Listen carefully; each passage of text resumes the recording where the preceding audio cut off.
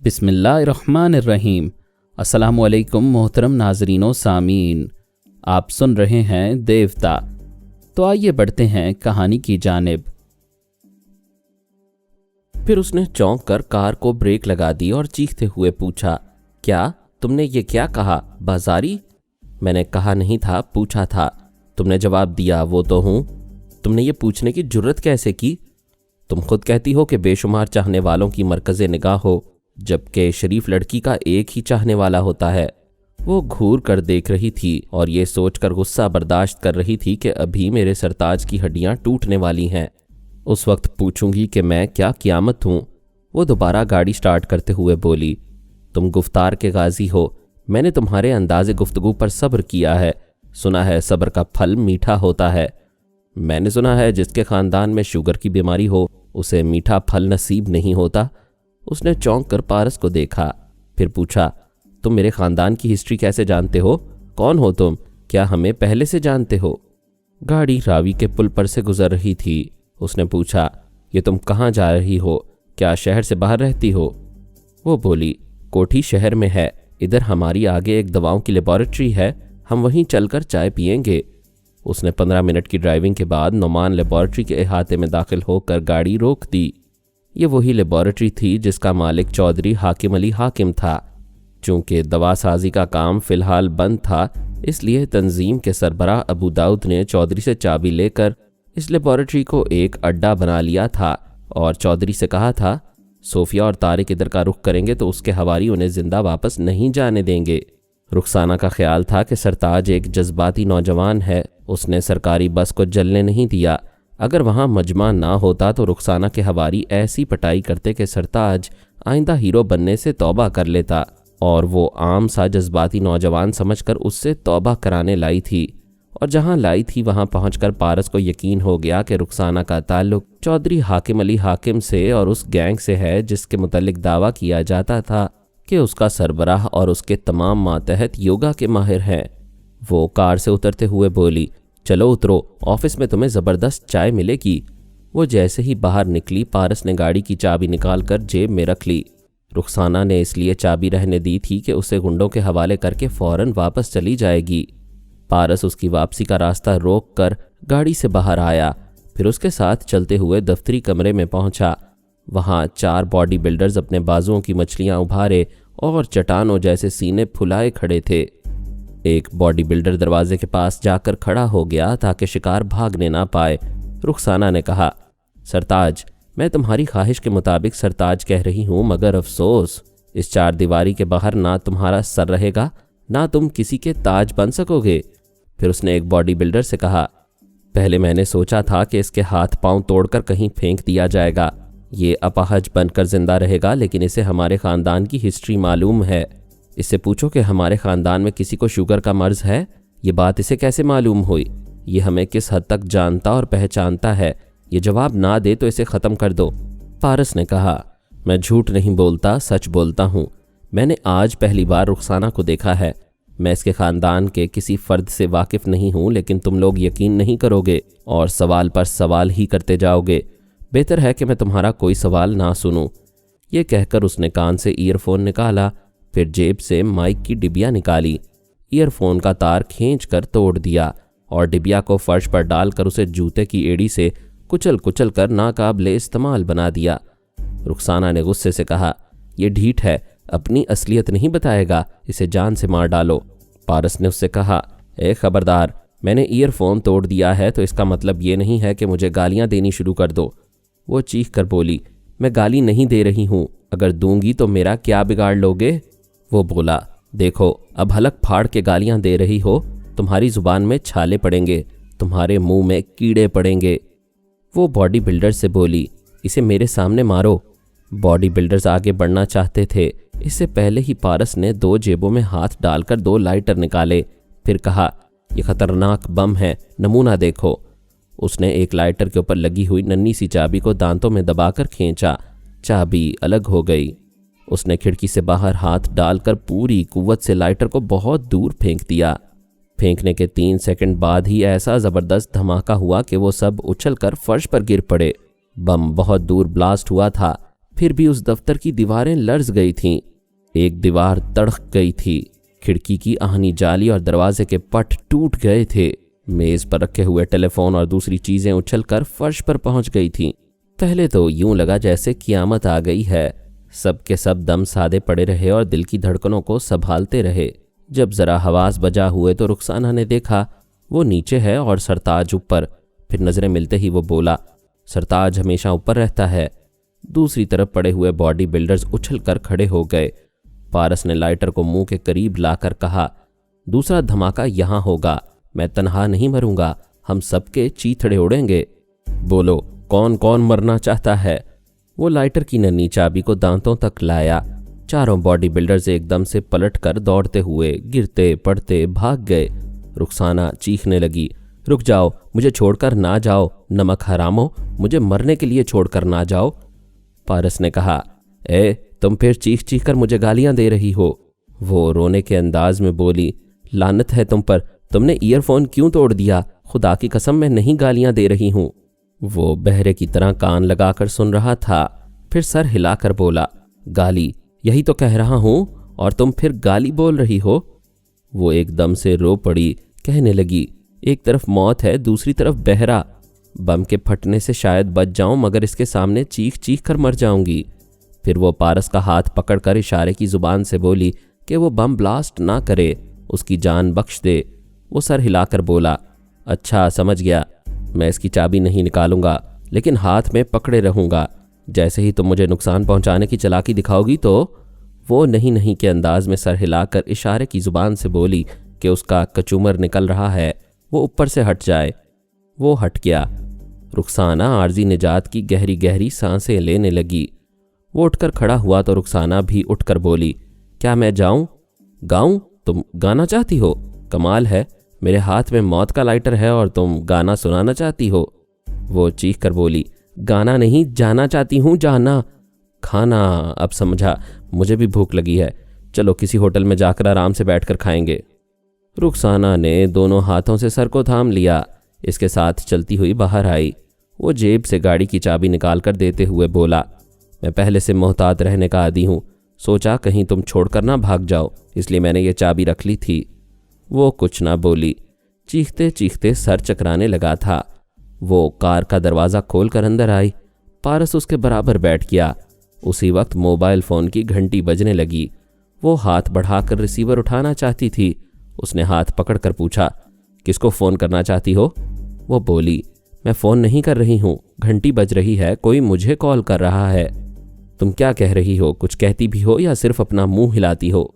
उसने माफ़ी मांगने के अंदाज में दोनों हाथ जोड़कर इशारे से समझाया कि कहीं दूसरी जगह से फ़ोन आया है। वो बोला, अच्छा समझ गया, अगर तुम्हारे माँ बाप का फ़ोन हो तो कह देना कि अभी तुम मेरे साए में सांस ले रही हो।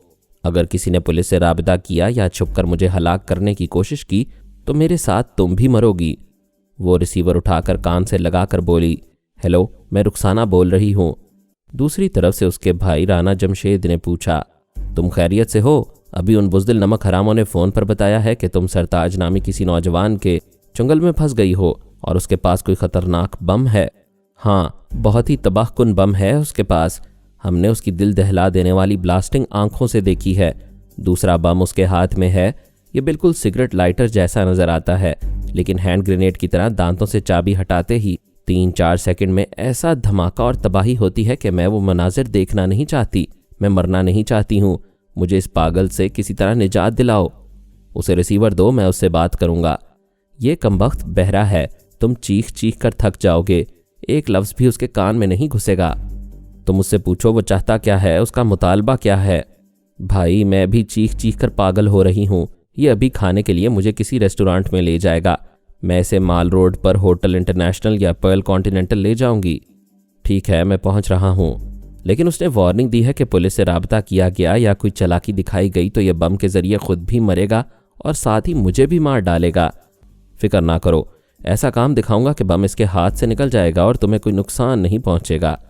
भाई, आपकी जहानत का तो चीफ भी कायल है। मुझे इत्मीनान हो गया है, मैं आ रही हूँ। उसने रिसीवर रख दिया। पारस ने उस मोबाइल टेलीफोन को उठाया, फिर उसे कार की खिड़की से बाहर फेंक दिया। वो चीख कर बोली, तुमने इसे क्यों फेंक दिया? वो दरवाज़ा खोलकर बाहर जाना चाहती थी। उसने बाजू पकड़कर खींचा तो वो आगोश में आ गिरी। वो बोला, सीधी तरह बैठो और गाड़ी चलाओ। वो फ़ोन मेरे लिए ज़रूरी है। क्या कहा, गाड़ी नहीं चलाओगी? वो चीख कर बोली, मैं गाड़ी की नहीं फ़ोन की बात कर रही हूँ। ओह गॉड, मैं तो चीखते चीखते मर जाऊंगी। घर जाओगी? नहीं, मैं तुम्हें घर नहीं जाने दूंगा। पहले हम किसी रेस्टोरेंट में खाने जाएंगे। वो फूट फूट कर रोना चाहती थी। फिर ख्याल आया, थोड़ी देर की बात है, होटल में पहुंचते ही उसका भाई इस बहरे से पीछा छुड़ा देगा। वो गाड़ी स्टार्ट करके लेबॉरेटरी के अहाते से बाहर आई। फिर उसे लाहौर की समत मोड़ना चाहती थी। वो बोला, इधर नहीं उधर, हम गुजरांवाला जाएंगे। तुम्हारा दिमाग चल गया है? मैं इतनी दूर नहीं जाऊंगी। खाओगी? ठीक है, मैं खिलाने ही तो लेकर जा रहा हूँ। गुजरांवाला के कबाब बहुत लजीज होते हैं। वो दोनों हाथ जोड़कर इशारे की ज़ुबान से बोली, बड़ी मेहरबानी होगी, लाहौर की तरफ चलो। वो गुजरांवाला की तरफ इशारा करने लगा। उसकी बात मानने से वो माल रोड के होटल नहीं जा सकती थी। अपने भाई के ज़रिए रिहाई हासिल नहीं कर सकती थी। वो झुंझुला कर जाने से इनकार करने लगी। उसने कहा, इनकार करोगी तो पहले गाड़ी की चाबी छीनकर बाहर जाऊंगा, फिर ये बम गाड़ी के अंदर तुम्हारे पास फेंक कर दूर भाग जाऊंगा। उसने कार की चाबी की तरफ हाथ बढ़ाया, मगर वो हाथ पकड़कर बोली, मैं तुम्हारे पाँव पकड़ती हूँ, तुम अपनी हर बात मनवा लो, मगर मेरी एक बात मान लो, हम पर्ल कॉन्टिनेंटल में चलकर खाएंगे। पारस ने लाइटर की चाबी को दांतों में दबाया। उसने जल्दी से गाड़ी स्टार्ट करके उसे गुजरांवाला की तरफ मोड़ दिया। तेजी से ड्राइव करते हुए बुड़बुड़ाने लगी, बहरे खानदान की बहरी औलाद, मेरा दाव चलने दे, गिन गिन कर तेरे से बदले लूंगी, तेरी बोटी बोटी करके तुझ पर थूकती रहूंगी। वो खामोश बैठा रहा और वो बोलती रही। फिर बोलते बोलते थक कर चुप हो गई। गुजरांवाला पहुंचकर उसने एक बड़े जनरल स्टोर के करीब गाड़ी रोकते हुए कहा, मुझ में इतनी सख्त नहीं रही कि तुम्हारे सामने हलक फाड़ती रहूं। चलो उतरो, मैं अभी तुम्हारे लिए एक नया आलाए समात खरीदूंगी। वो दुकान के अंदर आए, वहां से एक आलाए समात खरीदा। रुखसाना ने माइक की डिबिया में सेल लगाकर ईयरफोन को उसके कान में घुसा कर पूछा, अब सुनाई दे रहा है? हाँ, तुम्हारी सुरीली आवाज़ साफ सुनाई दे रही है। वो पर्स से रकम निकालकर आलाए समात की कीमत अदा करने लगी। जैसे ही उसकी तवज्जो उधर हुई, उधर पारस ने माइक की डिबिया में से सेल निकालकर छुपा लिया। फिर डिबिया को ऊपरी जेब में रखकर ईयरफोन को कान से लगा लिया। अब वो आलाए समात ना होने के बराबर था। वो कीमत अदा करके बोली, थैंक्स गॉड, एक मुसीबत दूर हुई, चलो। वो बाहर आए। रुखसाना ने कार में बैठते हुए कहा, जल्दी से कुछ खाओ, फिर मुझे जाने दो। अभी जाने की बात ना करो, मैं कुछ ज़रूरी बातें करूँगा। तो फिर जल्दी करो, भूखे पेट से बात नहीं निकलेगी। यहाँ रेलवे फाटक के पास बहुत मशहूर कबाब और चरखे की दुकान है, लेकिन शाम 6 बजे के बाद ये कबाब नसीब होंगे। कोई बात नहीं, हम एक महंगे होटल में कमरा लेंगे, उस कमरे में कुछ मंगवा कर खाएंगे। होटल में कमरा लेना क्या ज़रूरी है? ज़रूरी बातें करने के लिए तन्हाई ज़रूरी है। तुम्हारे इरादे क्या हैं? मैं ऐसी वैसी लड़की नहीं हूँ। ये अच्छी बात है, मैं भी ऐसा हूँ ना वैसा। गाड़ी चलाओ। उसने गाड़ी स्टार्ट की, फिर ड्राइव करते हुए बोली, मैं मौत के खौफ से तुम्हारी हर बात मानती जा रही हूँ, लेकिन इज्जत पर आंच आएगी तो मौत से नहीं डरूंगी। इस लाइटर बम से होने वाली मौत को तरजीह दूंगी। तुम्हारी पाकीज़ा बातें सुनकर मेरा ईमान ताज़ा हो रहा है।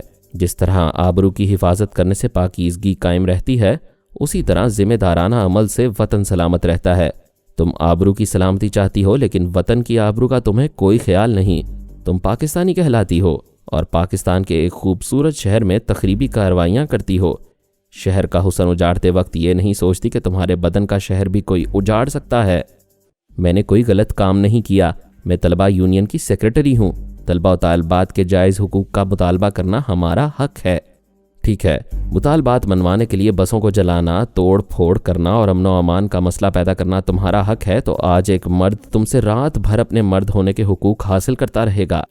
आखिर तुम कौन हो? क्या अमनो अमान के ठेकेदार हो? अगर सरकारी आदमी हो तो लेन देन की बात करो। मैं लेन देन की बात किए बगैर ही तुम्हें ले आया हूँ। उसने एक होटल के सामने गाड़ी रोकने को कहा। वो गाड़ी रोक कर बोली, मैं होटल में नहीं जाऊंगी, तुम जाओगी।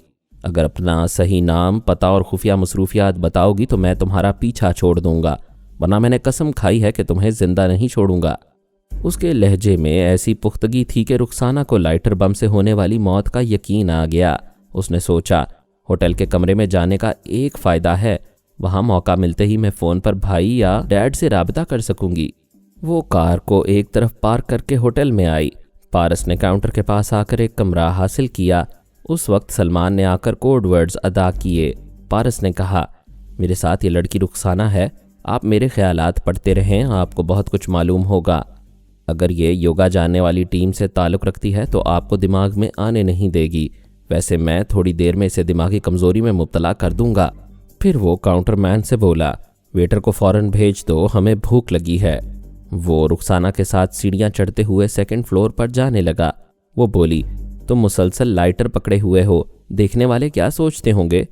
हमारे मुआशरे में लाइटर पकड़ कर रहना मायूब और काबिल एतराज़ नहीं, एतराज़ सिर्फ तुम्हें है। वो कमरे में पहुंचकर बोली, मैं बाथरूम में जाऊंगी। हाँ ज़रूर, चलो आओ। क्या? वो घूर कर बोली, तुम भी वहाँ मेरे साथ जाओगे क्या? अगर मैं साथ ना गया तो तुम फरार का कोई रास्ता निकाल लोगी। बाथरूम का एक ही दरवाज़ा होता है, तुम दरवाजे पर मौजूद रहना। पारस ने बातों के दौरान अपनी अंगूठी की खुफिया सुई निकाल ली। फिर वो हाथ उसके बाजू पर रखते हुए बोला, कोई बात नहीं, जाओ, इस लम्हे से आज़ाद हो। बाजू में हल्की सी चुभन महसूस हुई। रुखसाना ने आह की, फिर एक हाथ से सर को थाम कर डगमगाती हुई पलंग पर आकर बैठ गई। सलमान ने कहा, मैंने तुम्हारे ख्यालात पढ़कर रुखसाना के मुतल्लिक कुछ मालूम किया है, अब इसे मामूला बनाकर बहुत से राज मालूम कर लूँगा। पारस ने रुखसाना से पूछा, तुम्हारी तबीयत तो ठीक है? तो तुमने मेरे बाजू में सुई चबोई थी। मैं सुई चबोने वाला डॉक्टर नहीं हूँ, अपने हाथ दिखाओ। उसने दोनों हाथ आगे बढ़ा कर दिखाए। उंगली में एक अंगूठी दिखाई दे रही थी। वो बज़ाहिर एक आम सी अंगूठी थी। उसके अंदर जो खासियत थी वो किसी की समझ में नहीं आ सकती थी। उसने पूछा, तुम बाथरूम जाना चाहती थीं? हाँ, मगर कमज़ोरी सी लग रही है। ये अचानक कैसे हो गया? तुमने ज़रूर कुछ किया है। तुम कमज़ोरी का बहाना करके मेरे सवालात से बचना चाहती हो। चलो, मैं तुमसे कोई सवाल नहीं करूँगा, आराम से लेट जाओ, मैं बाहर जा रहा हूँ। वो खुश होकर बोली, मुझे छोड़कर जा रहे हो? हाँ, और ये लाइटर बम तुम्हें देकर जा रहा हूँ, ये लो। उसने वो लाइटर बम उसकी तरफ बढ़ाया। उसे यकीन नहीं आया कि जिस हथियार के ज़रिए वो उसे मुट्ठी में जकड़े हुए था, वही हथियार उसके हवाले कर रहा था। वो बोला, तुम्हें यकीन नहीं आ रहा है? देखो, मैं यकीन दिला रहा हूँ। उसने बम की चाबी को दांतों में दबाया। वो कमज़ोरी के बावजूद चीख कर बोली, नहीं नहीं, मैं मरना नहीं चाहती। उसने चाबी को दांतों से खींच लिया। लाइटर बम के अंदर से फुस की आवाज़ के साथ धुआं निकला तो वो उछलकर पारस से लिपट गई। वो बोला, चंद सेकंड रह गए हैं, आखिरी वक्त में लिपटने से क्या हासिल होगा? वो खौफ से कांपते हुए और उसकी आगोश में घुसते हुए बोली, सब कुछ हासिल होगा, मेरा तन मन और धन सब तुम पर निछावर कर दूंगी। मुझे बचा लो, मैं जिंदगी तुम्हारे नाम कर दूंगी। वादा करती हो? वादा करती हूँ, कसम खाती हूँ। तो फिर तुम नहीं मरोगी, मौत का वक्त टल गया है। देखो, यह बम हमारी मोहब्बत के मारे फटना नहीं चाहता। उसने डरते डरते अलग होकर लाइटर को देखा। चाबी पहले ही अलग हो गई थी, अब धुआं भी खत्म हो गया था। वो कुछ मुतमईन थी, कुछ सहमी हुई थी। पारस ने उसके हाथ में ज़बरदस्ती लाइटर पकड़ा दिया। तब उसे पूरा यकीन हुआ। वो घूर कर बोली, यह बम नहीं था? ना था ना है। तुम मुझे उल्लू बना रहे थे। नहीं, उल्लू की मादा बना रहा था। यू चीट, फरेबी। वो गुस्से से लाइटर फेंक कर मारना चाहती थी। पारस ने घबरा कर कहा, इसे ना फेंकना, यह फट पड़ेगा। उसने एकदम से हाथ रोक लिया। पत्थर के मुजस्मे की तरह चुप खड़ी रह गई। वो करीब आकर उसके हाथ से लाइटर लेकर बोला, इसे मोहब्बत से छुपा कर रखोगी तो ये नहीं फटेगा। मैं इसे कहाँ छुपाऊं? उसने लाइटर को उसके गिरेबान के अंदर डाल दिया। फिर पलटकर दरवाजे के पास आया। वहां रुक कर बोला, मैं जा रहा हूँ, 3 घंटे बाद आऊँगा। ये बात उसने सलमान को सुनाई थी। फिर कमरे से बाहर आ गया। वेटर ऑर्डर लेने दरवाजे पर आ गया था। उसने कहा, अभी ज़रूरत नहीं है, जाओ। वो चला गया। पारस होटल से बाहर आकर गाड़ी में बैठ गया। फिर उसे ड्राइव करते हुए दूसरी जगह जाने लगा ताकि रुखसाना के चमचे तलाश करते हुए इधर आएं तो वो गाड़ी होटल के सामने ना दिखाई दे, वरना वो उस कमरे में पहुंच जाएंगे। सलमान ने आकर कहा, रुखसाना बहुत अहम है, मैं इसे सुलाकर आया हूँ, अभी जाकर अमल करूँगा। आइंदा वो तुम्हारी पाबंद रहेगी।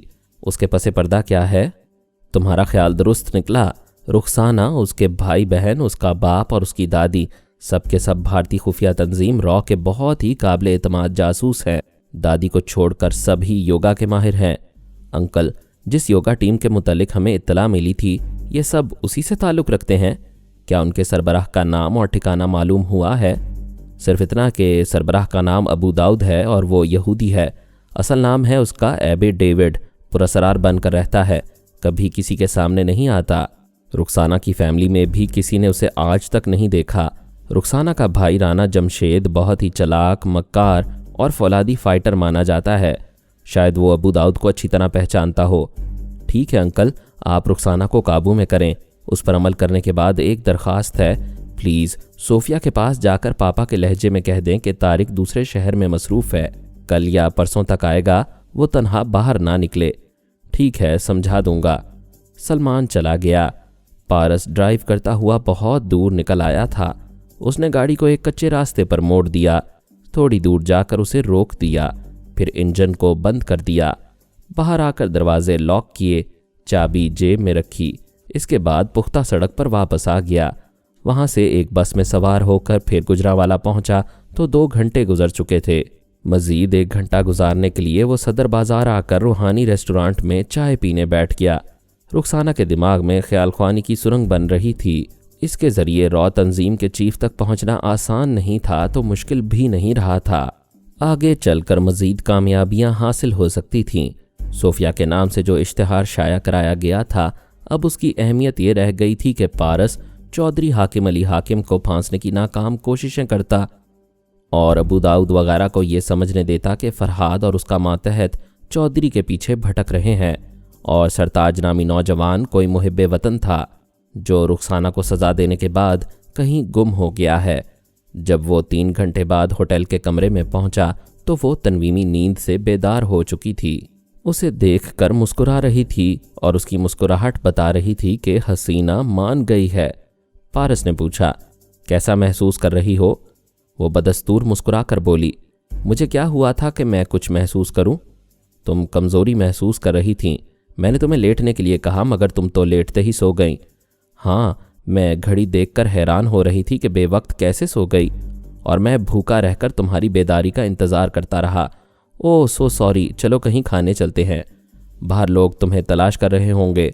हाँ, तुम मुझे दिन के 1 बजे से चक्कर दे रहे थे, अब रात के 10 बज चुके हैं। डैड और जमशेद भाई के कुत्ते हमें ढूंढते फिर रहे होंगे। पारस ने फ़ोन पर होटल सर्विस को खाने का ऑर्डर दिया। फिर रुखसाना से पूछा, खाने के बाद घर वापस जाओगी? वो गर्दन में बाहें डालकर बोली, पता नहीं तुम्हारे अंदर क्या बात है, मैं अपने मैके वालों को भूल जाना चाहती हूँ। उन्हें याद रखो, इस ससुराल वाले का भला होगा। ये तो कोई बात ना हुई। जब मैं जाना चाहती थी तो तुम एक खिलौने से मुझे डराकर रोकते रहे। अब मैं नहीं जाना चाहती हूँ तो मुझे घर वालों की याद दिला रहे हो। तुम्हें आज या कल अपने घर जाना होगा। सच पूछो तो मुझे मुल्क के उन दुश्मनों से नफरत हो गई है। सलमान ने तनवीमी अमल के जरिए खूब ब्रेन वॉश किया था। उसके अंदर हुब्बुल वतनी के जज्बात भर दिए थे। पारस ने कहा, बेशक मुल्क दुश्मन अनासिर से नफरत करनी चाहिए, खा वो बाप और भाई ही क्यों ना हो, लेकिन इस खुफिया तंजीम की जड़ों तक पहुंचने के लिए उनसे मसलहतन मोहब्बत करो।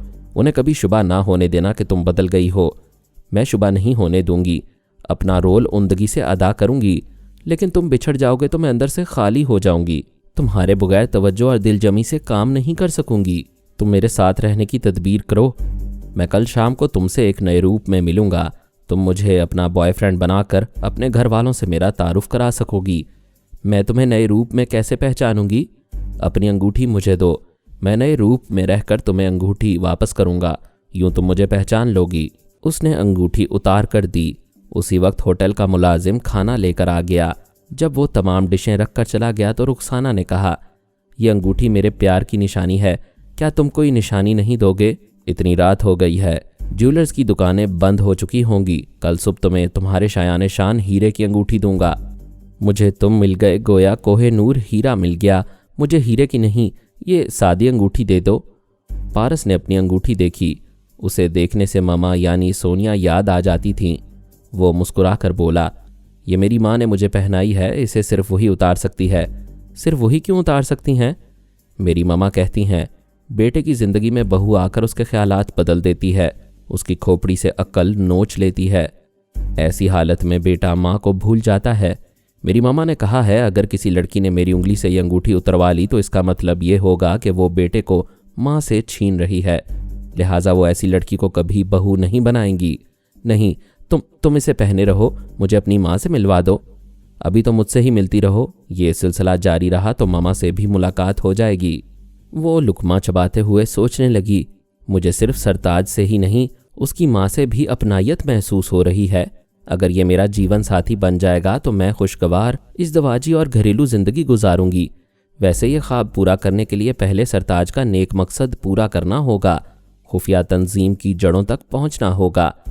दूसरी सुबह मैं पारस के पास आया तो वो रुखसाना को होटल से रुखसत कर रहा था और उसे समझा रहा था कि उन दोनों को यहाँ से जुदा होना चाहिए। वो शाम को पर्ल कॉन्टिनेंटल के स्विमिंग पूल के पास मिलेगा। वो उसे छोड़ना नहीं चाहती थी, लेकिन शाम को मुलाकात करने की खुशी में चली गई। मैंने कहा, सलमान ने रुखसाना के तमाम ख़ानदान वालों के मुतल्लिक बताया है। रॉ तंजीम का चीफ अबू दाऊद आहनी पर्दों में छुपा हुआ है। उसे बाहर लाने और उस तंजीम को जड़ से उखाड़ फेंकने के लिए जल्द ही ठोस मंसूबे पर अमल करना होगा। वो बोला, अब इस शहर में मेरा भी ख़ानदानी बैकग्राउंड होना चाहिए। मैं रुखसाना के ज़रिए उसके बाप और भाई से मुलाकात करूँगा तो वो मेरी पिछली हिस्ट्री मालूम करेंगे और मैं जो हिस्ट्री सुनाऊँगा वो उसकी तस्दीक कराएंगे। हाँ, रुखसाना के घर वालों से तुम्हें गहरी दोस्ती करनी चाहिए। मैं अभी तुम्हारे लिए कुछ करता हूँ। मैं वहाँ के आईजी अकबर दुरानी के पास पहुँचा। अपने दिमाग में मेरी सोच की लहरों को सुनते ही उसने खुश होकर पूछा, फरहाद साहब, क्या आप लाहौर वापस आ गए हैं?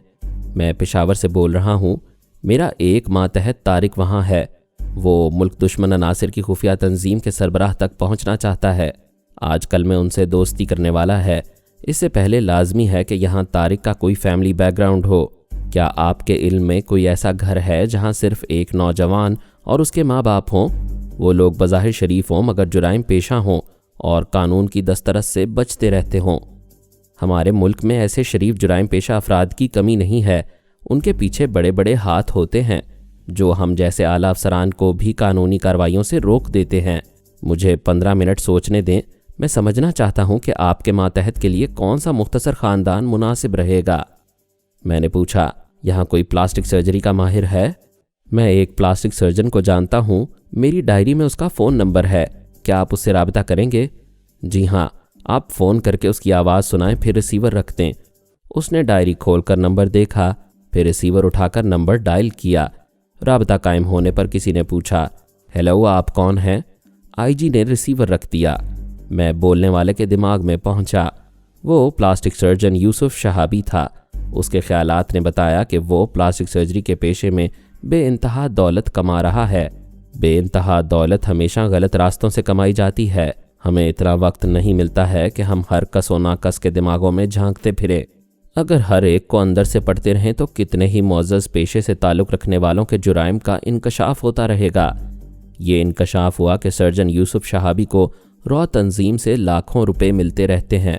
उस तंजीम का कोई बंदा कानून की नज़रों में आ जाता है तो उसे छुपाने के लिए यूसुफ शहाबी सर्जरी के ज़रिए उसका चेहरा बदल देता है। फिर वो बंदा नए चेहरे और नए नाम के साथ फिर से तंजीम के लिए काम करने लगता है। सरहद पार से जो तरबियत याफ्ता हिंदू सुराग रिसां आते हैं, सर्जन यूसुफ उनकी खतना करता है ताकि वो कभी छोटे मोटे केस में पकड़े जाएं तो उनके हिंदू होने पर शुबा ना किया जाए। वो बाहर से अंदर तक मुसलमान ही तस्लीम किए जाएं। उस तंजीम से ताल्लुक़ रखने वाला ये एक और मुजरिम डॉक्टर हमारी मालूमात की फहरिस्त में आया था। अभी मुझे ज़रूरी काम निपटाने थे, इसलिए मैंने उसे फ़िलहाल ढील दे दी। फिर किसी वक्त उसे इबरतनाक सज़ा दी जा सकती थी। मैंने उसके दिमाग से दूसरे माहिर सर्जन का नाम, पता और फ़ोन नंबर मालूम किया। फिर उसे पेशावर से फ़ोन किया, राबता करके उसकी आवाज़ सुनी, फिर रिसीवर रख दिया। उस प्लास्टिक सर्जरी के माहिर का नाम जाहिद इब्नुल हसन था। वो 1 बरस पहले यहाँ आया था और अपने पेशे के तकद्दुस को बरकरार रखते हुए अपने फ़राइज़ अदा कर रहा था। जाहिद इब्नुल हसन के मुतालिक ये इंकशाफ हुआ कि उसने जिस माहिर सर्जन से ये हुनर सीखा है वो माहिर सर्जन बाबा साहब के इदारे से तालीम हासिल करने के बाद पेरिस शहर में प्रैक्टिस कर रहा था। मैंने डॉक्टर जाहिद इब्नुल हसन के दिमाग से बुतेरी मालूमात हासिल करने के बाद फ़ोन पर राबता किया। उसने पूछा, हेलो, आप कौन हैं?